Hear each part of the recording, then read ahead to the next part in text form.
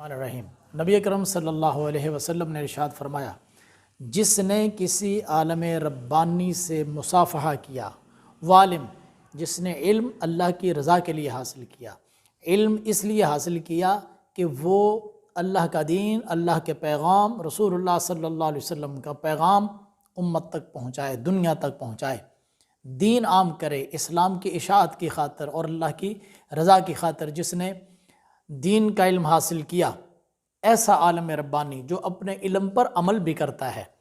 نبی پاک صلی اللہ علیہ وسلم نے فرمایا، جس نے ایسے عالم کے ہاتھ میں مصافحہ کیا، وہ یوں سمجھے کہ اس نے میرے ساتھ مصافحہ کیا ہے۔ عالم ربانی کا اتنا مقام ہے، کیوں؟ علماء کرام وہ ذمہ داریاں ادا کر رہے ہیں جو سابقہ ذمہ داریاں اللہ تعالیٰ نے انبیاء کرام کو عطا کی تھی۔ پچھلے زمانے میں انبیاء کرام جو ذمہ داری ادا کیا کرتے تھے، اللہ تعالیٰ کے دین کا پیغام دنیا میں عام کیا کرتے تھے، وہ ذمہ داریاں اللہ تعالیٰ نے اپنے محبوب پاک صلی اللہ علیہ وسلم کی امت کے ذمہ لگائی ہیں۔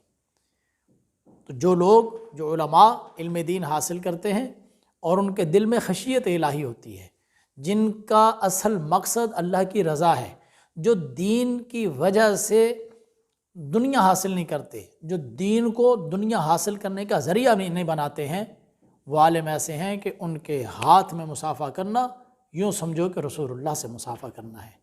اللہ کریم ہمیں علماء کی عزت اور احترام کرنے کی توفیق عطا فرمائے۔ وآخر دعوانا ان الحمد للہ رب العالمین۔